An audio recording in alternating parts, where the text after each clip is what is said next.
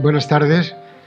Muchísimas gracias nuevamente por su asistencia a este curso que, como les decía la semana pasada, nos es, por lo menos a los miembros de la Academia de la Historia, que en este momento está tanto el profesor Octavio Ruiz Manjón como el profesor Juan Francisco Fuentes, que será quien hable en la última conferencia de este ciclo, y a mí mismo, pues nos son, como les decía, particularmente grato.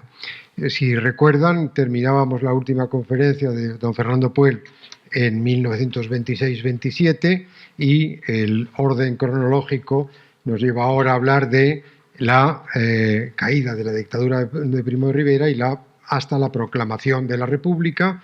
Son pocos meses, 30 y 31, pero como creo que todo el mundo puede comprender y sabe, pues de enorme trascendencia. Es una transición que aquella vez salió mal, a diferencia de las que de la última, de la nuestra del 75 posteriormente, y por tanto, lejos de haber podido ser una apertura dentro del propio régimen monárquico, pues terminó proclamándose la República con consecuencias que veremos en la siguiente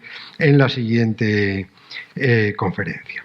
Don Octavio Ruiz Manjón, quien es que les va a dirigir la palabra, es, acabo de decir, miembro de la Academia de la Historia, ha sido catedrático en las universidades de Granada y en la Complutense.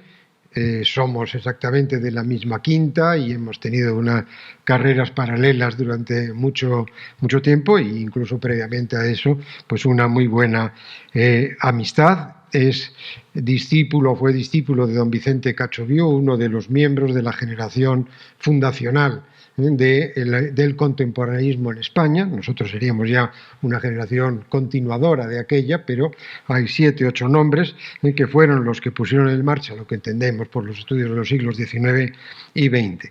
Su obra, por tanto, se ha fundado, se ha especializado sobre todo en el republicanismo español y en la vida intelectual española. Algunos de los libros de don Octavio Ruiz Manjón, precisamente el republicanismo español, el Partido Republicano Radical español, desde 1906 a 1908 a 1936, con la figura fundamental de Alejandro Lerroux. Fernando de los Ríos, un intelectual en el Partido Socialista, Algunos hombres buenos, de 2016, que es una serie de análisis de unas cuantas personalidades que en la guerra civil nuestra española pues mediaron entre ambos bandos, salvaron a gente. Es decir, un libro de un fondo ético excelente y además, dentro de lo que fue la guerra, pues sumamente esperanzador de que incluso en situaciones de ese tipo hay hombres buenos. Entre España y América, Federico de Onís, este hombre que marchó a Estados Unidos en el año 16, discípulo de Unamuno, y que fue uno de los primeros impulsores y estudiosos de la literatura y la lengua española en los propios Estados Unidos. Luego estuvo en Puerto Rico, en muchos otros sitios. Entre España y América, Federico de Onís, y también quiero subrayar su discurso de entrada, publicado en forma de libro en la Academia de la Historia, en la búsqueda del individuo de los que fueron diputados en los años de la Segunda República, de 2019, es decir, que es un estudio de todos los que fueron diputados, qué fue de ellos, quiénes eran, una especie de estudio prosopográfico de una enorme calidad sobre la República. Y luego muchísimos trabajos en obras colectivas, en artículos en revistas especializadas, edición de libros o bien solo con otros, en fin, una trayectoria brillantísima que me es, por tanto, muy grato el enfatizarla y el cederle la palabra. El título de la intervención es De la dictadura a la Segunda República. Octavio, cuando tú quieres.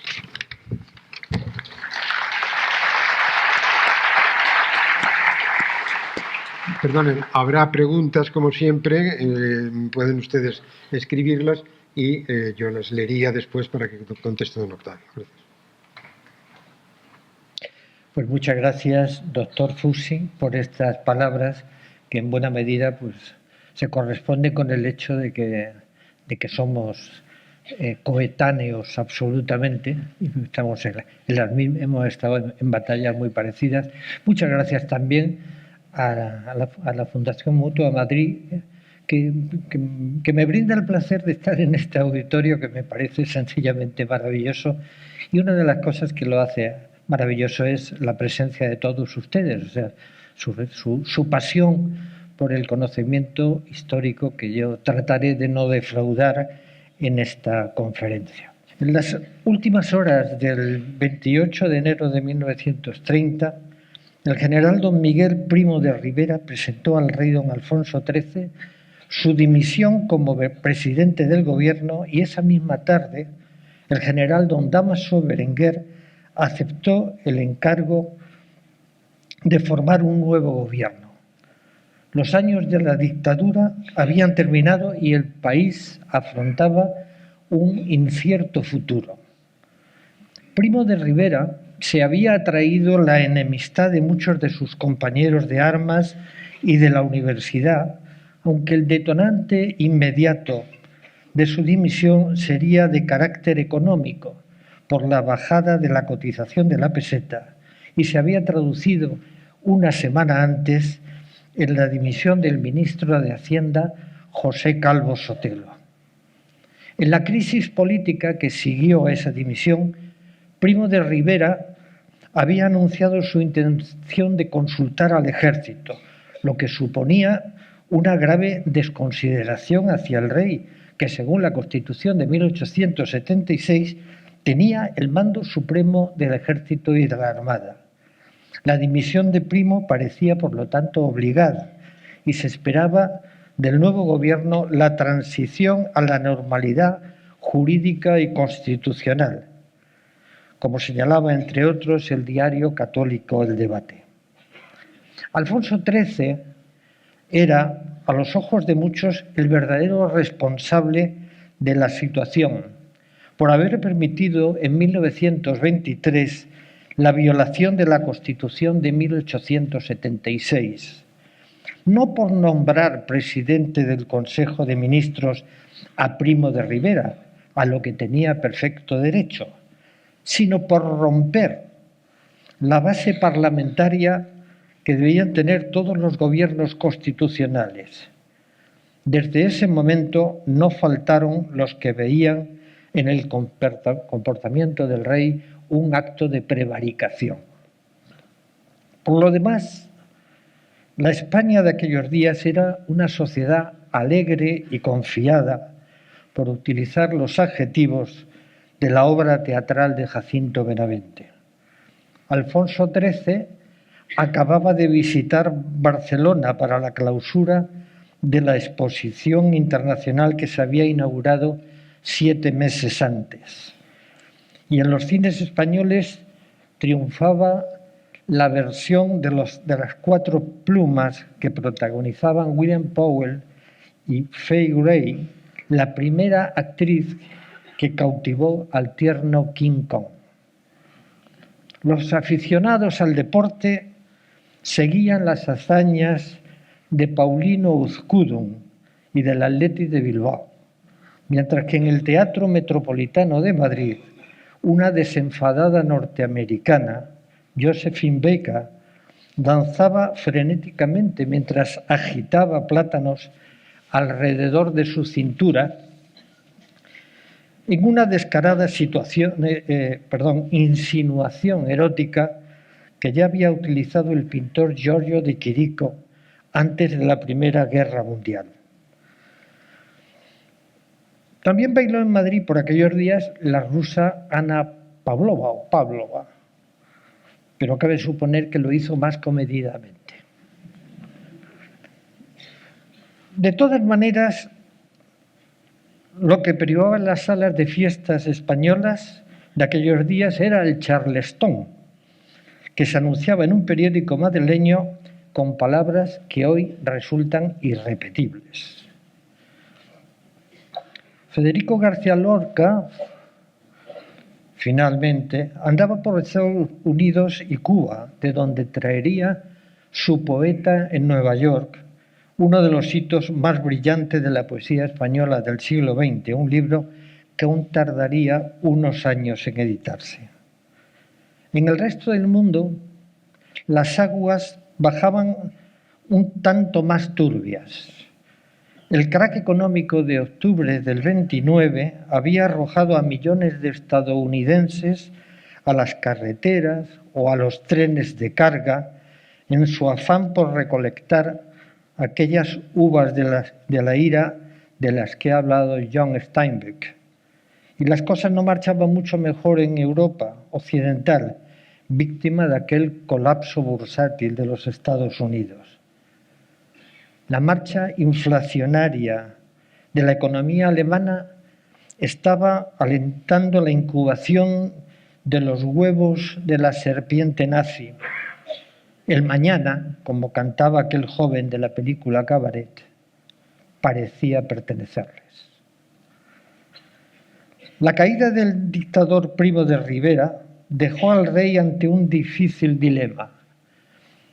O la vuelta a la Constitución de 1876, como si nada hubiera pasado, o el inicio de un proceso constituyente que habría de definir una nueva situación política llena de incertidumbre. El rey vivía, además, en el desconcierto que le había provocado la muerte repentina de su madre, la reina María Cristina, a comienzo de 1929. Ella había sido un consistente apoyo para su hijo desde que comenzó a reinar y fue la primera en advertir los peligros que para la monarquía entrañaba la dictadura de Primo de Rivera. En la primavera de 1930, Alfonso XIII parecía abandonado por los políticos monárquicos que se abstendrían de acudir a la Plaza de Toros de las Ventas, aún sin acabar, cuando se convocó un mitin de afirmación monárquica al que asistieron algo más de 20.000 personas. Para colmo de males, ni siquiera funcionaron los altavoces de la plaza. El fin de la dictadura había devuelto la voz a quienes más la habían alzado durante los años anteriores, especialmente los estudiantes universitarios y muchos profesores de renombre.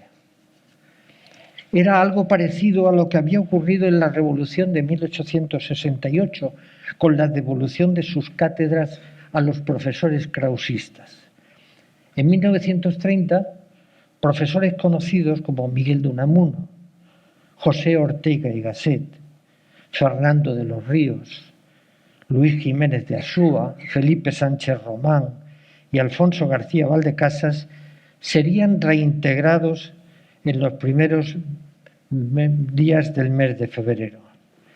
Pero la figura principal, en todo caso, fue Miguel de Unamuno, que había sido confinado por la dictadura en Canarias, de donde había escapado en el verano de 1924 para vivir exiliado en Francia. En París había entrado en contacto con Vicente Blasco Ibáñez y ambos acometieron una campaña de propaganda política contra la dictadura que alcanzaba al propio rey. El retorno de Unamuno a España en aquellos primeros días de febrero de 1930 resultó apoteósico, con recibimientos multitudinarios en Irún, Bilbao y Valladolid, antes de recalar en Salamanca. A primeros de mayo hablaría en Madrid y pudo iniciar su intervención con palabras que evocaban las que se atribuyen, parece que apócrifamente, a Fray Luis de León. En este caso se limitó a decir: veníamos diciendo. José Ortega y Gasset, por su parte, culminaba en esos días en las páginas del diario madrileño El Sol los artículos por entregas de La rebelión de las masas, que publicado ya como libro en ese mismo año, habría de tener un extraordinario eco tanto dentro como fuera de España. También los políticos de izquierda se apresuraron a fijar sus posturas ante la nueva situación. El Partido Socialista, cuyo sindicato había sabido sacar beneficio de la política de la dictadura, se limitó a publicar un manifiesto en el que negaba toda credibilidad al nuevo gobierno y a sus proyectos de retorno a la normalidad constitucional. Pero también se mostraron reacios los socialistas a un apresurado entendimiento con los republicanos. Los republicanos, por su parte, avanzaban en sus trabajos de organización. El 9 de febrero se supo de la constitución del Partido de Acción Republicana que dirigía Manuel Azaña, y la prensa de izquierdas reprodujo el manifiesto fundacional de un partido radical socialista impulsado por Álvaro de Albornoz y Marcelino Domingo. El empuje republicano era patente y a mediados de ese mismo mes de febrero el diario católico El Debate ya hizo alusión por primera vez a la posibilidad de que se estableciera una república en España. Los monárquicos, por su parte, experimentaban grandes dificultades o eran muy reacios para reorganizar sus filas. Y José Sánchez Guerra, que parecía llamado a encabezar el retorno a la vía constitucional, terminaría por desahuciar al mismo Alfonso XIII. El día 27 de febrero, en el Teatro de la Zarzuela de Madrid, Sánchez de Guerra se desmarcó de la monarquía mientras que afirmaba que las futuras elecciones, fuesen como fuesen convocadas, habrían de ser constituyentes. Evocó entonces las palabras del duque de Gandía, futuro San Francisco de Borja, ante el cadáver de la emperatriz Isabel. No más servir señores que en gusanos se convierten. Y adaptó a las nuevas circunstancias los versos atribuidos a Góngora tras el asesinato del conde de Villamediana. La verdad del caso ha sido que el matador fue Bellido y el impulso soberano. El viejo conservador, dirigente conservador, junto con Melquiades Álvarez y Cambó, trataba de poner en pie un bloque constitucional que pocos días después pediría la abdicación de Alfonso XIII y la convocatoria de Cortes Constituyentes. Volver a la vieja Constitución de 1876 les parecía ya, a esas alturas, una tarea imposible. El súbito fallecimiento de Primo de Rivera en París a mediados del mes de marzo amortiguaría un tanto el debate sobre el futuro del país, pero durante el mes de abril se prodigaron los pronunciamientos políticos de algunas personalidades destacadas. El líder socialista Francisco Largo Caballero abrió el fuego en Madrid a comienzos de ese mes y desechó la idea de convocar unas Cortes Constituyentes para abogar directamente por el establecimiento de la República en España. Monarquía constitucional o no, dijo Largo Caballero, república. Yo digo república. Una semana después sería el exmonárquico Niceto Alcalá Zamora el que subió al estrado en Valencia y, alejándose de la radicalidad del líder socialista, abogaría por una república viable, gubernamental y conservadora. Y a finales de ese mismo mes, desde la tribuna del Ateneo de Madrid, el socialista Indalecio Prieto dejó clara la disyuntiva: ¿con el rey o contra el rey? El único que pareció echar un cable al monarca sería 2 días después el liberal reformista Melquiades Álvarez, que condenó al rey entre grandes aplausos, pero que enfrió al auditorio cuando se limitó a pedir cortes constituyentes. La opción republicana, en todo caso, había quedado abiertamente planteada y el rey tendría que maniobrar con mucho cuidado en aquella situación. De los políticos monárquicos tradicionales poco le cabía esperar, más allá de la fidelidad personal de algunas figuras como el conde de Romanones o Juan de la Cierva o el duque de Alba. Sus esperanzas entonces estaban depositadas en hombres como Santiago Alba, el político más perseguido, que había sido el político más perseguido por la dictadura, o por el catalán Francesc Cambó, que podría asegurarle el apoyo de las clases conservadoras y nacionalistas catalanas. Sin embargo, Cambó, había quedado descartado en los primeros días de ese año tras una grave intervención quirúrgica que le llevó al casi total abandono de la vida política. Santiago Alba, por su parte, iniciaría en mayo una serie de artículos en el diario madrileño El Sol que pretendían ser una reivindicación de su actuación durante los años de la dictadura. La serie se culminaría con la demanda de una transformación pacífica, honda y amplia del Estado. La institución monárquica quedaba a salvo, pero tampoco bastaba con un simple retorno a lo que había existido antes de la dictadura.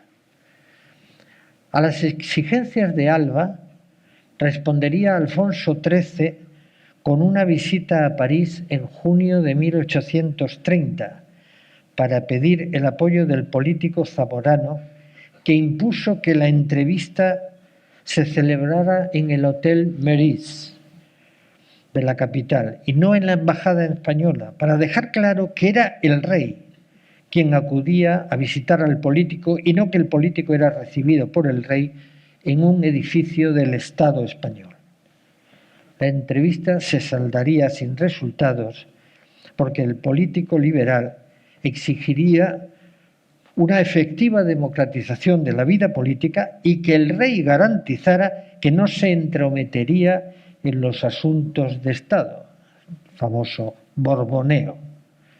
El monarca tuvo que aceptar la humillación, pero aún así Alba no se decidió a volver a Madrid y tomar las riendas de la situación. Para entonces los pequeños partidos republicanos habían ido dando pasos para coordinarse y en aquel verano de 1930 estuvieron en condiciones de convocar una reunión de San Sebastián para definir los trabajos que dieran paso a la proclamación de la República. El objetivo de la reunión era el de integrar a los republicanos catalanes en las tareas conspirativas y, si fuera posible, incorporar también al Partido Socialista Obrero Español. Asistieron a la reunión Niceto Alcalá Zamora y Miguel Maura, que acababan de crear la derecha liberal republicana de carácter conservador, Álvaro de Albornoz y Marcelino Domingo y Ángel Galarza por el Partido Radical Socialista, Alejandro Lerroux por el Partido Radical, Manuel Azaña por Acción Republicana, Santiago Casares Quiroga por la Federación Republicana Gallega y los políticos catalanes Jaume Aiguader, Matías Mayol y Manuel Carrasco Formiguera. Me ha resultado imposible meter a todos en un PowerPoint.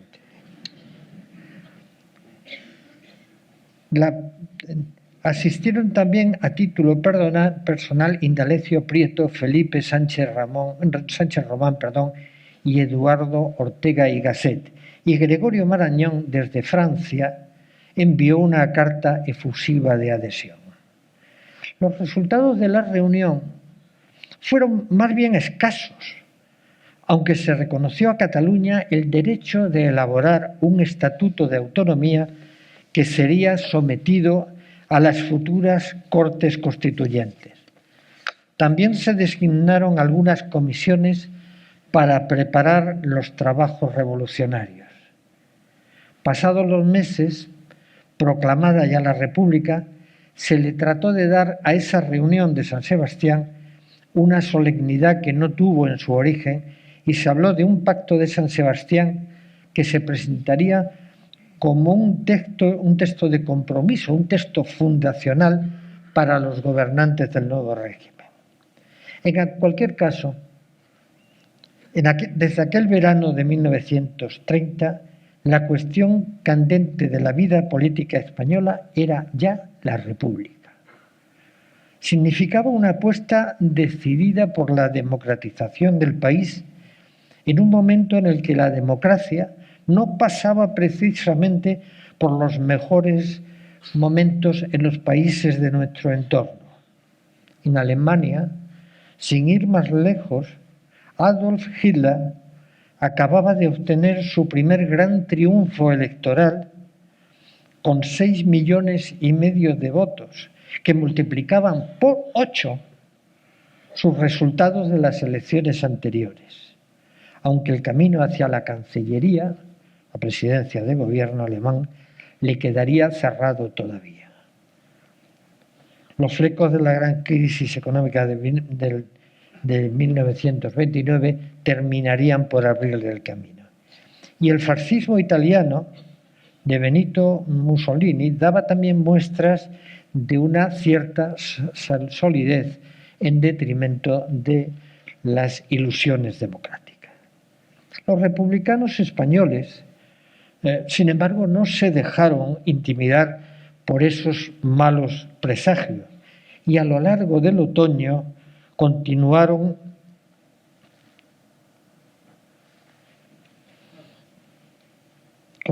los trabajos de una conspiración que se traduciría en la consolidación de las iniciativas conspiratorias de los partidos que lo apoyaban.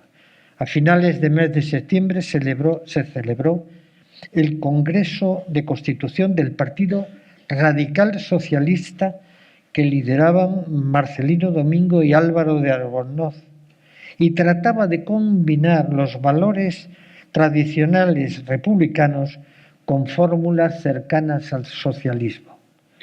En la práctica fue siempre un partido bastante inestable, proclive siempre a las escisiones. Más entidad tendría el 28 de septiembre la celebración de una asamblea de la Alianza Republicana, un organismo que trataba de coordinar al viejo Partido Radical de Alejandro Lerroux con el Partido de Acción Republicana que había creado Manuel Azaña desde mediados de los años de la dictadura. Era también una coalición no muy sólida, en la que Lerroux representaba el viejo republicanismo, mientras que Azaña representaba un republicanismo más moderno. Entre ellos, entre Lerroux y Azaña, reinó siempre una cierta desconfianza, provocada quizás por la fama de corrupto que se había ganado Lerroux en años anteriores. La reunión del 28, la asamblea del 28, estuvo precedida por un gran mitin republicano en la vieja Plaza de Toros, que estaba en la actual Plaza de Felipe II, entre el Within Center y el Corte Inglés. Más de 20.000 personas escucharon aquella tarde a una larga lista de políticos de las diversas tendencias republicanas que exigían el cambio de régimen. Pero todo el mundo sabía que las demandas de los republicanos serían estériles si no se contaba con el apoyo del Partido Socialista Obrero Español. Y era de todos conocido que los socialistas profesaban escasa simpatía a los republicanos, especialmente Largo Caballero. Aunque Indalecio Prieto, otro de los principales líderes del Partido Socialista, había asistido a la reunión de San Sebastián, lo había hecho a título personal y en los primeros momentos parece que fue Fernando de los Ríos quien se encargó de los primeros contactos con líderes republicanos. La conexión entre socialistas y republicanos, en todo caso, no se produciría hasta mediados de octubre, y los republicanos pidieron a los socialistas el apoyo popular a la conspiración militar prevista para los mismos días finales de ese mismo mes. En definitiva, la huelga general dirigida por los socialistas junto al pronunciamiento de carácter republicano. Largo Caballero, por el motivo que fuera, la verdad es que no sigue sin estar muy claro, creyó los proyectos republicanos y fue el más decidido partidario de hacerse presente en la conspiración, tal vez por consolidar los logros que el sindicato socialista había obtenido durante los años de la dictadura. A partir de ese momento, la conspiración republicano-socialista se puso en marcha y sumó el apoyo de Francisco Largo Caballero, de Indalecio Prieto y de Fernando de los Ríos, que se convertirían unas semanas más tarde en ministros de un futuro gobierno provisional, un gobierno en la sombra de la República en espera del triunfo de la conspiración. Largo se encargaría del Ministerio de Trabajo, Prieto del de Hacienda y de los Ríos del Ministerio de Justicia. El grupo de los socialistas que se habían manifestado en contra de esa colaboración con los republicanos estaba encabezado por Julián Besteiro. Las fechas de finales de octubre, inicialmente previstas para la insurrección republicana, hubieron de posponerse y la situación política pareció remansarse un tanto hasta la aparición del artículo El error Berenguer, que el filósofo José Ortega y Gasset publicó en el diario madrileño El Sol el día 15 de noviembre. El artículo se cerraba con la frase «Delenda est monarquía», hay que acabar con la monarquía, una evocación de las palabras que Catón el Viejo dijo sobre Cartago y que en el caso de Ortega se transformaron en un desahucio rotundo de la solución monárquica en la política española. La frase, mucho más allá de lo que pudiera ser su influencia directa, ha quedado como un hito del periodismo español y desde luego provocaría una profunda crisis en el mismo periódico donde apareció el artículo. De ahí el comienzo de la crisis empresarial del periódico El Sol. Algo parecido debió ocurrir con una conferencia, 3 generaciones del Ateneo, que unos días después pronunció Manuel Azaña en el Ateneo madrileño, seguida por el público ya en la clave de la oleada republicana que se anunciaba en el horizonte. Todas estas expectativas republicanas estuvieron a punto de naufragar con la sublevación el día 12 de diciembre de un pequeño destacamento militar en Jaca que estaba bajo el mando de los capitanes Fermín Galán y Ángel García Hernández.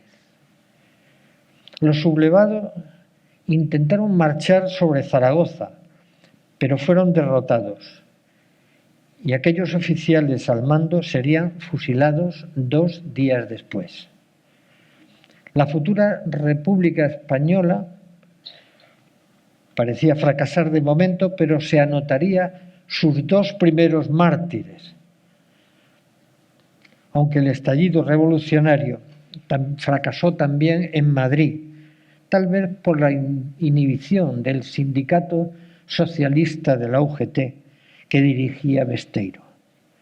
Solo el inquieto aviador Ramón Franco, el hermano de Francisco, que pereció en una acción de guerra durante la guerra, que había volado en el Plus Ultra desde España a Buenos Aires en 1926, solo Ramón Franco sobrevoló la capital arrojando octavillas que incitaban a la revolución.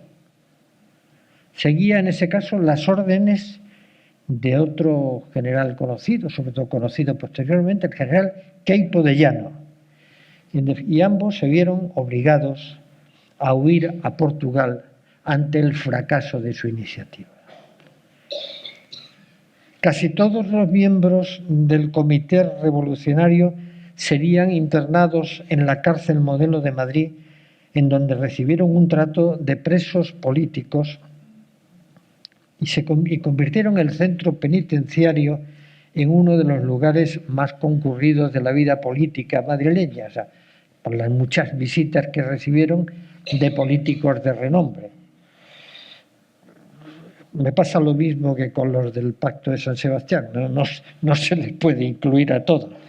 Pero bueno, yo incluso lo adivino un poco, este es Alcalá Zamora, este es Fernando de los Ríos, este es Miguel Maura, hijo de don Antonio, que en ese momento presidía la opción republicana, y si he dicho que este es Alcalá Zamora, este tiene que ser Largo Caballero, pero desde aquí ya no paso, o sea, me resulta difícil identificar a todos ellos.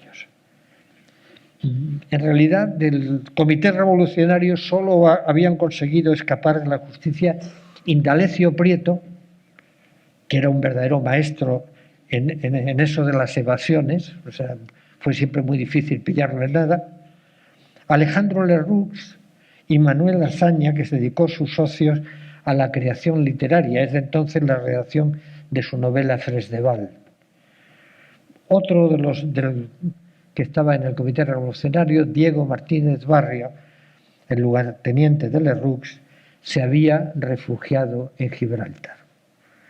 La opción republicana era ya para entonces, diciembre de 1931, una amenaza evidente, y la promesa del gobierno de convocar elecciones de acuerdo con la vieja Constitución de 1876 se encontró con la amenaza de la abstención por parte de los rivales y de los partidarios, por parte de republicanos y socialistas, mientras que también muchos políticos monárquicos, agrupados en ese bloque constitucional del que les hablaba antes, anunciaron también su abstención y reclamaron ya simplemente la convocatoria de Cortes Constituyentes que aprobaran una nueva ley suprema de la vida política.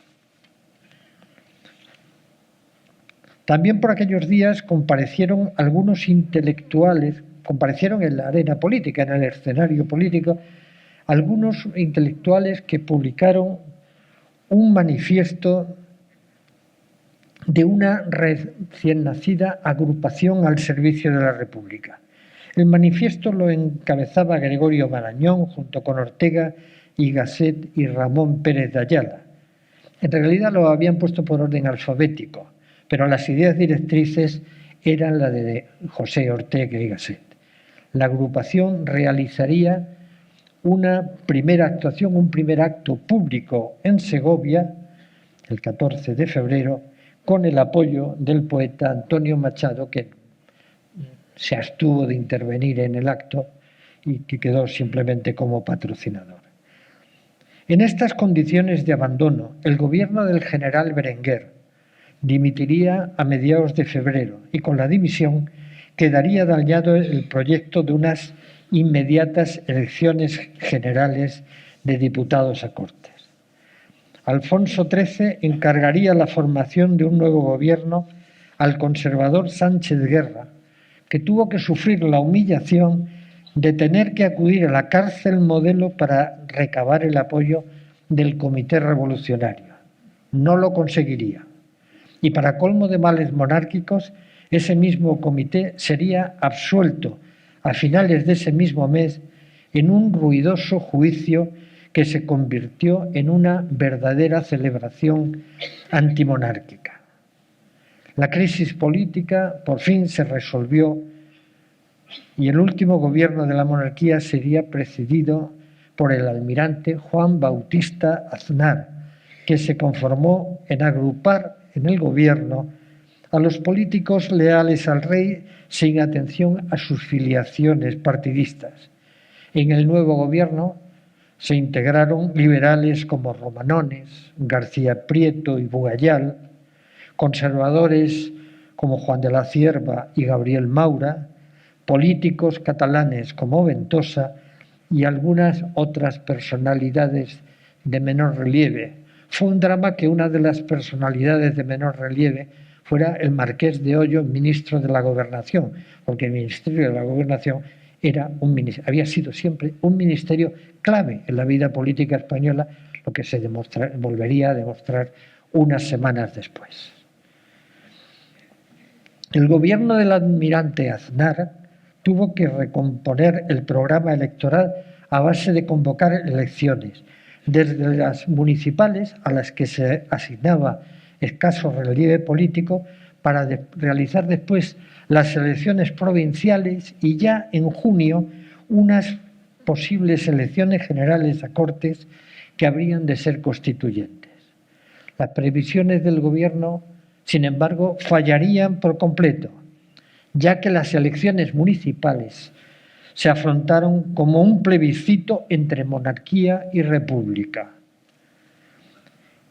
En las elecciones municipales del 12 de abril, los candidatos monárquicos obtuvieron el mayor número de concejalías, por eso sigue habiendo alguien que sigue diciendo que ganaron los monárquicos. Pero a nadie que conociera el sistema electoral español,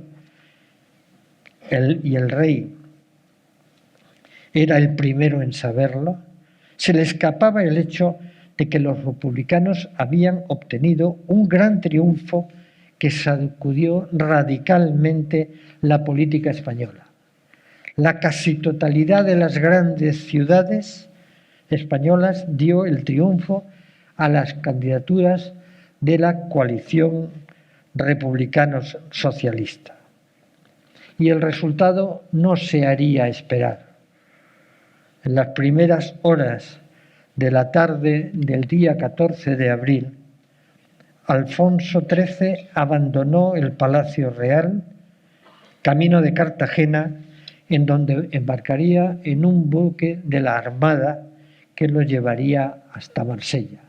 Más tarde se trasladaría a París.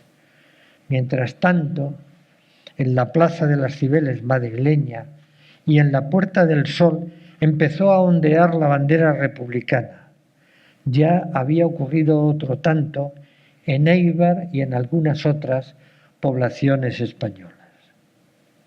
El Comité Revolucionario, transformado ya en gobierno provisional de la República, se hizo cargo del Ministerio de la Gobernación en la Puerta del Sol. La República quedó proclamada en un ambiente de fiesta popular que se extendió a casi todas las calles de la capital. Tan solo unos días más tarde, el diario ABC publicaría un manifiesto de Alfonso XIII, que es el que tienen en pantalla, en el que reconocía que ya no tenía el amor de su pueblo y suspendía su poder regio, no abdicaba, suspendía su poder regio en espera de conocer la auténtica opinión de los españoles.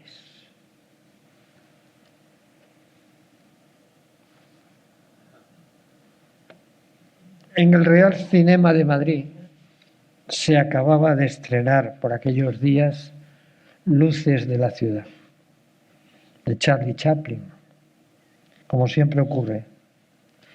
Eran luces que se apagaban para unos y que brillaban para otros. Se abría una nueva escena de la vida política española. Muchas gracias.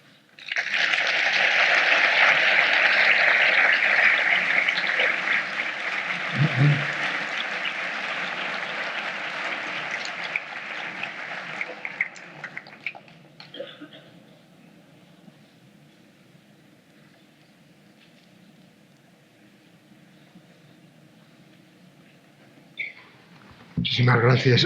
Muchísimas gracias, Octavio, por la conferencia excelente que hemos seguido con enorme atención, casi día a día, el proceso que llevó a la proclamación de la República en España. Me parece que habíamos dicho que hay, como siempre, un coloquio y tendrían que pasarme preguntas por escrito a la señorita que nos acompaña. Sí. No hay ninguna pregunta por escrito. Bueno, entonces, para animar un poco, podría decidirme yo mismo hacer una pregunta a Octavio. ¿Crees que en algún momento, cuál hubiera podido ser la alternativa o en qué momento, piensas que Alfonso XIII pudo ver, cuáles son los errores que comete Alfonso XIII en esa transición? Bueno, yo creo que quizás Alfonso XIII podría haber mejorado mucho la situación si hubiera afrontado la realidad de la vida política española que se edificaba sobre las ruinas de una constitución, la de 1876. O sea, la posibilidad de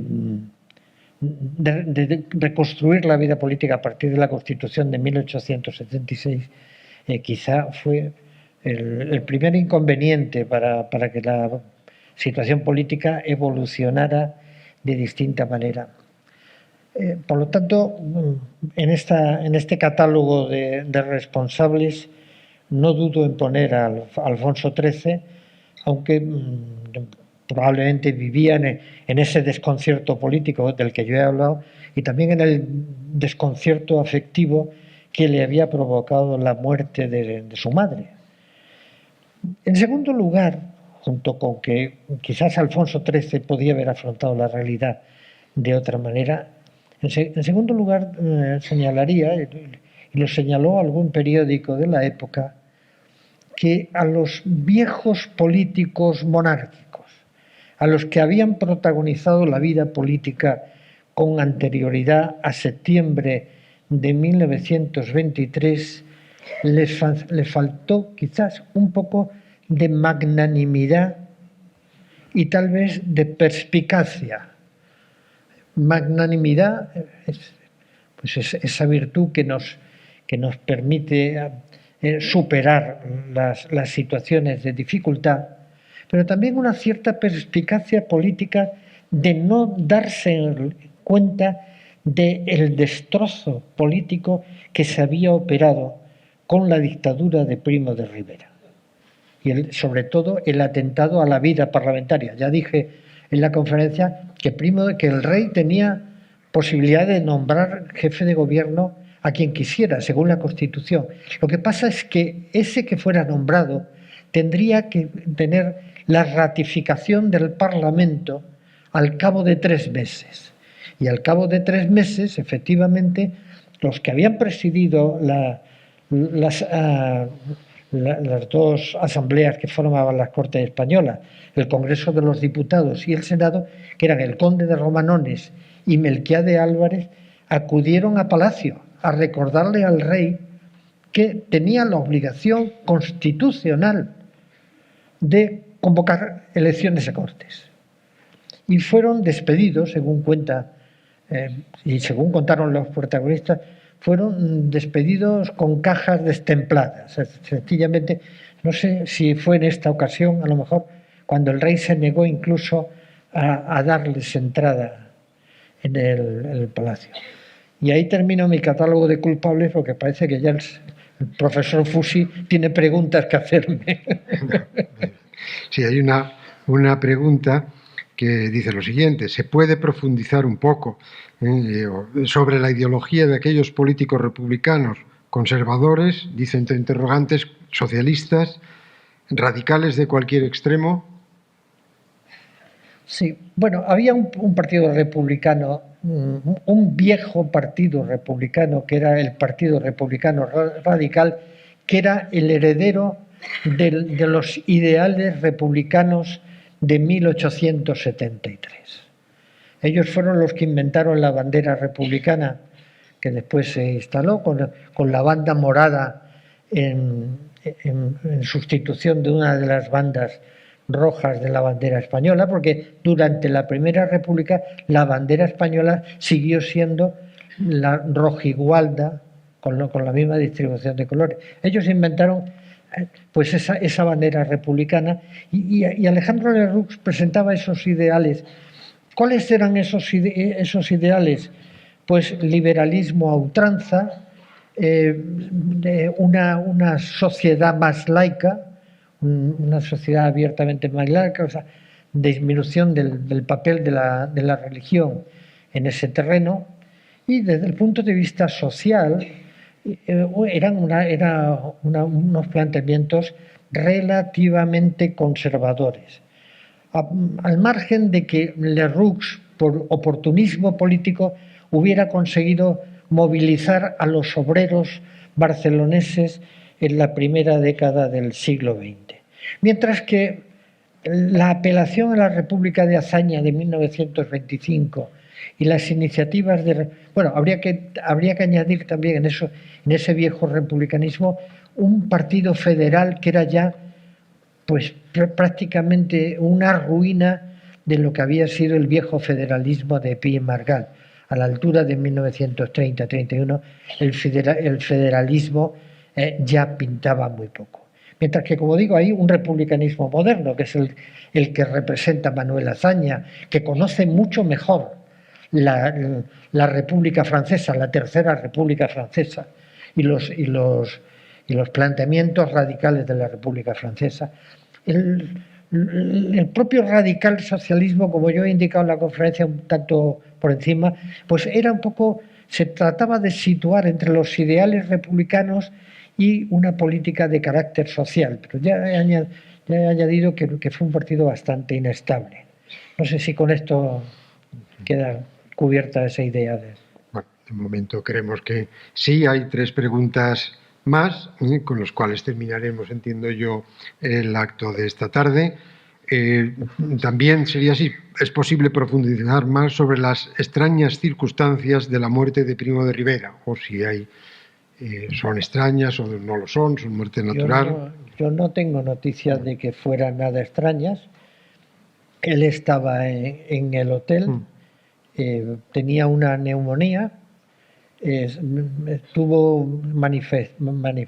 manifestó pues ciertos dolores por la noche a la hora de acostarse, bebió un vaso de leche y pareció que estaba tranquilo.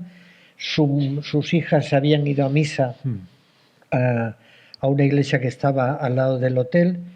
Su hijo, que en este momento no sé quién, no era José Antonio, era el hijo que estaba con él en París, fue el que acudió a despertarle a su habitación y se dio cuenta de que estaba muerto.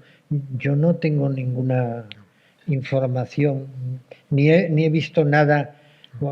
Bueno, cosas de teorías conspiratorias, estamos todos llenos de bromas. Yo no he leído nunca nada serio. Se murió de neumonía y probablemente también de agotamiento físico por los años anteriores. No ha sido una cuestión de debate historiográfico público el fallecimiento de Primo de Rivera, ni lo fue en el momento en la prensa, ni lo fue posteriormente entre la historiografía, como os decía. Bueno, gracias en cualquier caso que quede aclarado ese punto. ¿Cuál fue el papel de Largo Caballero en la dictadura de Primo de Rivera, que efectivamente ha aparecido 2 o 3 veces como una posible colaboración con la dictadura? Sí, y es oportuno decirlo, porque es que hay alguien por ahí, sobre todo que habla en la radio, que se empeña en decir que fue ministro de Primo de Rivera y que el Partido Socialista no fue ministro de Primo de Rivera, fue consejero de Estado y participó en a través de la UGT en la incorporación de los intereses de la UGT que los facilitó Miguel Primo de Rivera. Bueno, él entendió que la UGT había salido muy beneficiada de la coyuntura de la dictadura desde el punto de vista de la organización y de los medios, al contrario que la otra gran organización sindical, que eran los anarquistas, que fueron, por supuesto, perseguidos a sangre y fuego por la dictadura. Por eso he sugerido que a lo mejor con su idea de incorporarse a aquel gobierno fantasma, aquel gobierno en la sombra que organizaron los republicanos después del Pacto de San Sebastián, pues ahí debió encontrar alguna fórmula, porque es verdad que hay manifestaciones de falta de entendimiento entre Largo Caballero y los republicanos en los primeros meses tras la caída de Primo de Rivera. Pero a partir de San Sebastián, a partir de octubre, Primo de Rivera ve oportuna esa colaboración y está dispuesto a apoyar lo que le pedían al Partido Socialista, que es que hiciera una huelga general revolucionaria en Madrid, a la vez que se daba ese pronunciamiento militar abortado o precipitado en Jaca. Pero no tengo motivos para dudar de... Muy bien. Y la última pregunta dice, ¿no habría habido posibilidad de unir a los partidos republicanos con los que querían simplemente un proceso constituyente? Y entiendo que la pregunta sería que antes de proclamar la República que hubiera habido un cierto consenso en torno a una solución de convocar unas Cortes Constituyentes que decidieran el futuro del país. Yo pienso que no lo hubo. El que estuvo más cercano a eso pudo ser Alcalá Zamora en su discurso de Valencia, abogando por eso de una república conservadora y viable, una república que, para dejarlo gráficamente, en la que cupieran militares y obispos. O sea, que era, bueno, ese pudo ser el punto más cercano de los políticos a esa república conservadora, pero esa república se esfuma en poco tiempo. Algún político, también lo he dicho, que podía haber prestado apoyo a esas operaciones de un régimen moderado, como Santiago Alba. Pues Santiago Alba no compareció en la vida política española. Y Francesc Cambó, es que precisamente al principio, en los primeros días tras la caída de la dictadura, Francesc Cambó estuvo en Madrid muy activo y estuvo en contacto con algunos políticos conservadores, sobre todo con el conde de la Mortera, que era Gabriel Maura, era el hijo mayor de don Antonio Maura. Pero desaparece en los primeros días de febrero, y lo que volvemos a tener noticia es de esa enfermedad que le apartó durante 2 meses. Bueno, esto forma parte de la historia de qué hubiera, pero no lo sé. Pero quizás, desde luego, faltó también el apoyo de eso que podía haber sido el nacionalismo conservador catalán. No. Muy bien. Pues vamos a terminar aquí la sesión, la segunda conferencia, agradeciéndole a don Octavio Ruiz Manjón su excelente intervención. Recuerden que habíamos comenzado con una España en crisis del 14 al 23, con un problema, sobre todo el de Marruecos, que, digamos, basculaba sobre todo a la vida pública española con el desastre de Anual, aun cuando luego llegara la victoria de Alhucemas, dictadura de Primo de Rivera en el 23, y acabamos de ver la salida que lleva a un cambio, no de gobierno, sino de régimen, y a una crisis de Estado que dará paso a la proclamación de una segunda experiencia republicana en España. La primera había sido muy efímera, apenas 9 meses, en 1873, y esta segunda comenzaría efectivamente el 14 de abril de 1931, y de lo que fueron los años antes de la Guerra Civil y que condujeron o terminaron en la Guerra Civil nos hablará el próximo día don Juan Francisco Fuentes, y con eso quedará cerrado este ciclo de conferencias. Muchísimas gracias, Octavio, muchísimas gracias a ustedes por su asistencia. Buenas tardes.